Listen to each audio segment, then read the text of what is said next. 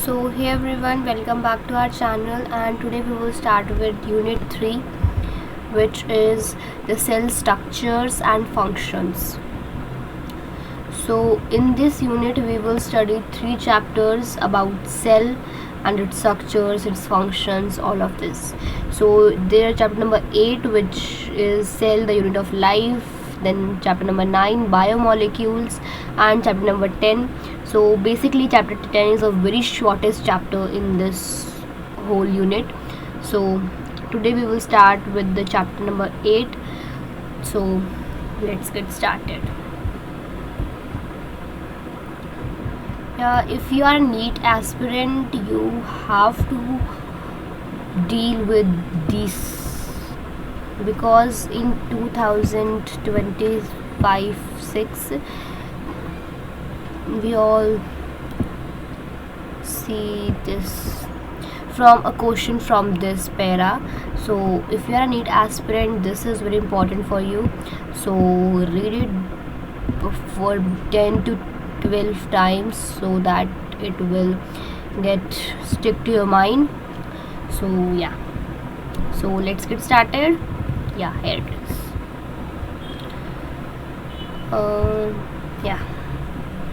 Chapter 8, cell, unit of life. So पहले पढ़ेंगे what is a cell. Cell क्या होता है.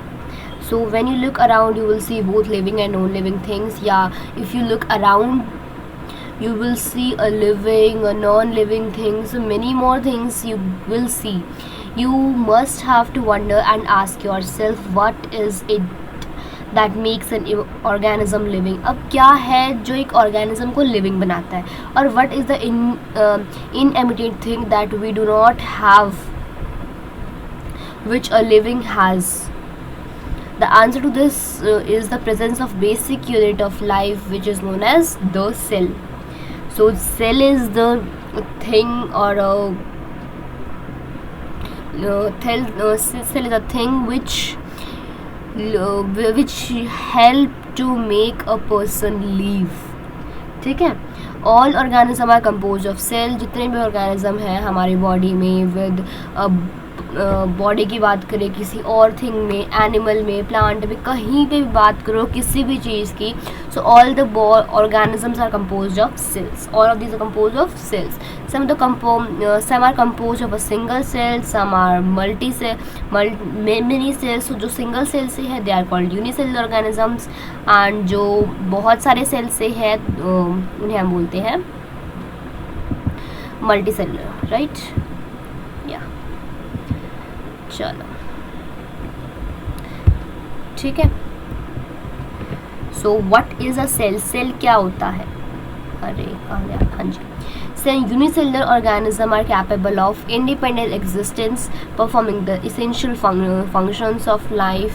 So what basically we cell called. Cell is known as a unicellular organism. Cell, which is a independent existence, which do not depend on other things to be exist in this world. So performing the essential functions, which perform a very essential functions in our body, in our whole thing. बात करें body की, किसी भी thing की, वो बहुत important essential functions perform करता है for life. Anything less than complete structure of a cell do not ensure independent living thing. Hence cell is the fundamental, structural, functional and all the living organism. ठीक है. So Antonie von Leeuwenhoek first saw a live cell. He described about a live cell. ठीक है, जो जिंदा cell है. अब Robert Brown later discover the nucleus. तो cell, live cell के बाद न्यूक्लियस आया है. Invention of microscope and the improvement leading the electron microscope, ये सब बाद में आए हैं आफ्टर सेल. तो पहला जो लाइफ सेल है वो देखा गया था by Antonie von Leeuwenhoek, and the nucleus was discovered by Robert Hooke. या सो चलो we will start with the cell theory. So what do you mean by cell theory? Cell theory, yeah, in 1838 में Mathan Sclandon, sorry, it's Matthias Sclandon, और German botanist mean वो Germany का था and he is a botanist मतलब जो plant के बारे में पढ़ता है. Examine a large number of plants and observe that all the plants are composed of different kinds of cells which form of the tissues and the plant and about the same time उसी time पे Theodore सेचवान in 1839 में he was a German zoologist means जो study करता है on animals, ठीक है, और botanist मतलब जो स्टडी करता है प्लांट्स की. Studied different types of animal cells and report that cells had a thin outer layer which is known today as plasma membrane. कि इसने क्या कहा कि सेल के ऊपर एक ऊपर बहुत थिन लेयर होती है और उस थिन लेयर को हम क्या बोलते हैं आज के टाइम पे? Plasma membrane. क्या बोलते हैं?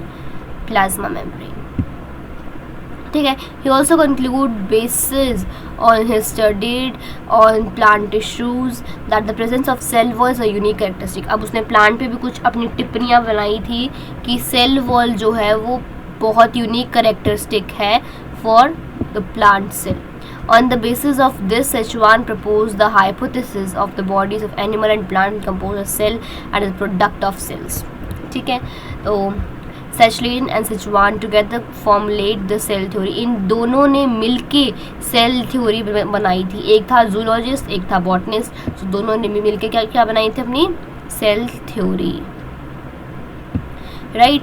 सो this theory however did not explain as how new cell were formed. अब इस थ्योरी ने क्या नहीं बताया फर्स्ट थिंग कि नए सेल कैसे बनते हैं. Rudolf Virchow first explained that cell divides and new cells are formed from pre-existing cells. तो पहला कौन था? रुडोल्फ विर्काउ, जिसने 1855 में बताया था कि जो हमारे न्यू सेल्स हैं वो बनते हैं फ्रॉम प्री एग्जिस्टिंग सेल्स से, ठीक है. प्री एग्जिस्टिंग सेल्स से बनते हैं new sales. Right, he modified the hypothesis of Szechuan and Szechuan to give the cell theory a final shape. A cell theory is understood as today is all living organisms are composed of cells and products of cells. सारा जितने भी living organism are composed है cells या फिर products of cells से. All cells arise from pre-existing cells. तो ये किसने बताया था? रुडोल्फ विर्काउ ने. उसने कुछ मॉडिफिकेशन की थी इन द सेल थ्योरी. तो ये दो वो मेन थी अपनी modifications, ठीक है. So let's discuss the overview of a cell. You have earlier observed cell is in an onion peel and a human cheek cell under a microscope. Let us recollect this structure. The onion cell has which is a typical plant cell, is a distinguished cell wall at its outer boundary and just thin within it is a cell membrane. The cell of the human cheek has an outer membrane of delighting structure of the cell. Inside each cell is a dense membrane bound structure called nucleus. This nucleus contains chromosomes which in turn contain genetic material which is DNA. A cell that has a membrane bound nucleus are called eukaryotic, whereas cells which lack membrane bound nucleus are prokaryotes. In both prokaryotes and eukaryotes, a semi-fluid matrix called cytoplasm occupied by the volume of the cells. The cytoplasm is the main arena of the cellular activities in both the plant and animal cells. Various animal chemical reactions occur in it to keep the cell in a living state. अब ये क्या बताया है कि भाई आपने कोई भी एक्सपेरिमेंट किया होगा बायोलैब में, I think so. So you will observe the onion peel and the human cheek which has a cell under. You will see the cell under microscope. So let us recollect this structure. और अब जो onion cell होता है वो typically plant cell होता है, तो उसकी आउटर बाउंड्री पे सेल वॉल होती है, ठीक है. और बात करें ह्यूमन चीक सेल की, तो वो एक ह्यूमन सेल है, एक एनिमल सेल है विच has an outer membrane as delimiting structure of the cell. Inside this they have a dense membrane bound structure जिसे हम बोलते हैं न्यूक्लियस, और न्यूक्लियस के अंदर हमारा जेनेटिक मटेरियल होता है जो कि होता है डीएनए. ओके, और जिस सेल के पास मेम्ब्रेन बाउंड न्यूक्लियस होता है उन्हें हम बोलते हैं यूकैरियोटिक, और जिनके पास मेम्ब्रेन बाउंड न्यूक्लियस नहीं होता दे आर कॉल्ड प्रोकैरियोटिक. अब प्रोकैरियोट में और यूकैरियोट में एक सिमिलैरिटी है, they have a semi fluid matrix जिसे हम कहते हैं साइटोप्लाज्म ऑक्यूपाई करता है वॉल्यूम ऑफ द सेल. ठीक है. Beside the nucleus the eukaryotic cells have the membrane bound distinct functions called organelles. अब न्यूक्लियस के अलावा बात करें तो यूकैरियोट सेल के पास मेम्ब्रेनस बाउंड डिस्टिंक्ट स्ट्रक्चर्स होते हैं जिसे हम बोलते हैं ऑर्गेनल्स. और organelles like endoplasmic reticulum, Golgi complex, lysosome, mitochondria, microbodies, vacuoles. The prokaryotic cells lack such membrane. Prokaryotes में ये सब कुछ नहीं होता. Ribosome are non membranous bound organelles found in the cell. अब राइबोसोम में है उसमें मेम्ब्रेन नहीं होती. They are non membranous bound organelles जो कि कहाँ मिलते हैं यूकैरियोट्स में भी और प्रोकैरियोट्स में भी. Within the cell ribosomes are found not in the. अब सेल के अंदर की बात करें तो वहाँ पे सिर्फ साइटोप्लाज्म में ही नहीं मिलता राइबोसोम, बल्कि दो ऑर्गेनल्स में भी मिलता है. और वो दो ऑर्गेनल्स कौन से हैं? क्लोरोप्लास्ट सेल में, और एनिमल में बात करें तो माइटोकॉन्ड्रिया और rough plasmic reticulum. Animal cell contain another non-membrane bound organelles called centrosome. Animals में अगर बात करें नॉन मेम्ब्रेनस बाउंड ऑर्गेनल्स में तो वो है सेंट्रोसोम जो हेल्प करता है सेल डिवीजन में. राइट. तो cell differ greatly in shape, size, activities. For example mycoplasma the smallest cell. Mycoplasma हमने पढ़ा था किसमें? चैप्टर नंबर 2 में, बायोलॉजिकल क्लासिफिकेशन में, एल्गी में, आई थिंक सो. हाँ, एल्गी में हमने पढ़ा था. सो जिसके पास, अब ये आप बताओगे जिसके पास क्या नहीं होता. ठीक है. तो स्मॉलेस्ट सेल है ये हमारे बॉडी का, या फिर क्या बात करें जिसका भी है, 0.3 μm इन लेंथ होता है. बैक्टीरिया में होता है, एल्गी में नहीं है, बैक्टीरिया में होता है. ठीक है. Could to be 3 to 5 mm. The largest isolated cell is the egg. Largest isolated single cell is the egg of an ostrich. Among multicellular तो human blood cell है जिसको 7 μm डायमीटर में है. ठीक है. नर्व सेल जो है वो लॉन्गेस्ट सेल है. Cell also vary greatly in shape. They have disc, polygonal, cuboid, columnar, thread-like, and even irregular. The shape of the cell may vary with the functions they perform.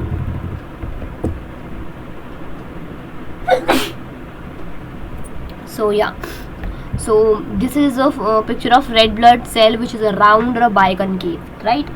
So the second diagram is of white blood cell जिसे हम बोलते हैं amoeboid. Third is columnar. देखो columns बने हुए हैं यहाँ पे, तो एपिथेलियल सेल लॉन्ग है, नैरो है. राइट. सो ये है अपना नर्व सेल, ब्रांच्ड है और लॉन्ग है. ये है ट्रेकिया, इलॉन्गेटेड स्ट्रक्चर है. मीजोफिल की बात करें राउंड है, ओवल है. So these are different shapes of the cell. So yeah that's all for today guys. Hope you will like this video. Share it with your friends and subscribe our channel. Stay tuned. Bye bye.